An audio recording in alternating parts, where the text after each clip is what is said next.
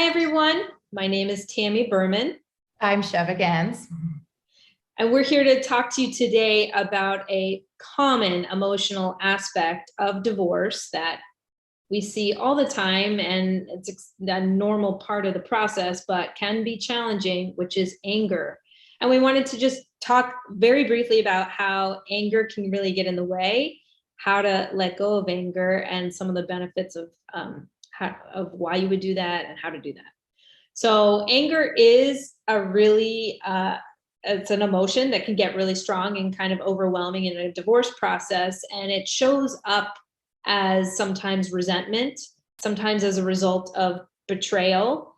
And when you get caught up in blaming, that can really fuel anger and can get in the way of you being productive in a divorce process and dealing with your spouse and your family. And so part of the reason why it's important to work on letting go of anger is because you never really make good decisions from a highly emotional place when you're an emotional mind. The best decisions, the best action behavior is from a regulated state of mind where you have access and consideration of your emotions, but also the emotions and needs of others, and you're able to weigh out the pros and cons. So when anger escalates and kind of gets to a place of taking over, it gets in the way of you being able to make decisions that are in the best interest of you and your family. So how do you do it? You've got to be aware of your emotional state. You need some level of mindfulness, awareness, conscientiousness of your hurts, and proactively work on those hurts and injuries with a supportive person and or with yourself on your own time.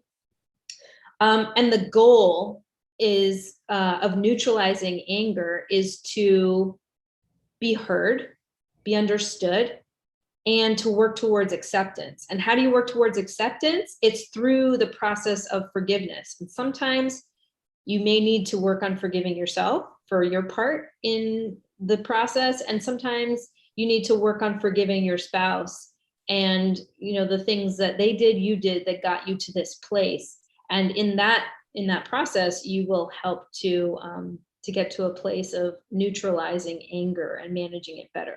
So what do you have to add to that? I think anger is one of those emotions that gets a really bad rap.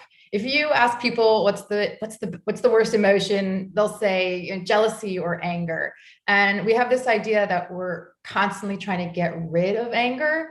And when we're talking about a divorce, a lot of times that anger is justified. People are doing really mean, aggressive, or often immature things to one another. And a lot of times it can be unfair. And an anger is a reaction to that unfairness or that injustice. So you sometimes have a right to that anger, and the anger isn't wrong. It's, first of all, where's your intensity at, right? So like when your mind explodes and you can't see clearly, like you said, it's really hard to make the long-term effective decisions.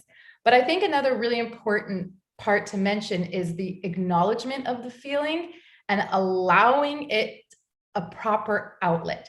Because sometimes when we have this idea that anger is so bad, especially if you're someone who's trying to work on yourself or be more mindful, we think, I just got to shove it down. I'm going to ignore it. I'm not an angry person. I'm in Zen. And then it just ends up, what I say is like it gets shoved down and piled up until there's that big explosion. And I have a funny story. I was listening to a podcast about managing your emotions, and she was talking about how emotions are energy, and one of the ways to give space and presence to different emotions is to honor the energy of that emotion. So for example, anger is more of this outward expression, right? We want to punch or hit or yell or scream, and it looks like that. So she gave this example of chopping wood, that you should find a place, go out in the forest and chop wood and really channel your anger in a really intentional way. And I happen to have been listening to this on a plane. And we live in Florida. I'm thinking in my head, where am I going to find a forest or trees to chop? How am I going to ever process my anger? I don't have a forest. I guess I'm just going to have to live with my anger. And I was going to visit some family in New York, and we were renting a cabin that happened to be near a forest. And over the weekend, I was walking with my brother through the forest, and we see two guys chopping wood. And Awesome. I'm like, oh my God, they're chopping wood, but we don't want to bother them. So we just turned around and they called to us. They said, hey, do you want to chop wood? They randomly asked us and I said, yes, I want to chop wood. So I'm like, I can't believe this is happening. It was literally the next day. And I start chopping the wood and I'm like, this is great. And I got all my anger out for the time being. So we live in Florida. We don't have a forest. We don't have access to chopping wood, which honestly was great. What can we do if you don't have a forest? So one thing is, I loved the concept. I love the idea of giving space to the feeling through the energetic release. So if you don't have a forest, exercise, running, kickboxing, punching, even going to a dollar store or Goodwill and buying mugs for $1 and then having a smashing party if you really want to That would be good. right? Water balloons. So have fun. You can have fun with it. And the second part is without a forest, what we don't have a forest, but we do offer spaces where you can come together. Support groups is a great place to come together and get that release, to hear other people express their anger, to have your experience validated is a really great way to give a place for the anger to come out and be acknowledged in a safe place where it's not clouding your judgment and affecting choices and your future. I think that looking for a support group that works for you is a great option, and also finding the energetic coping skill that helps you release that anger. Yeah.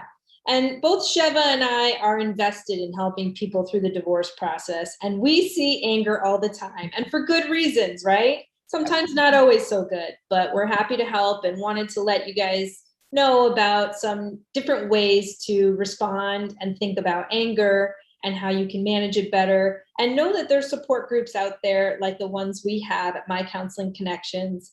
Wishing you all a safe and happy day. And look forward to talking to you or hearing from you in the future.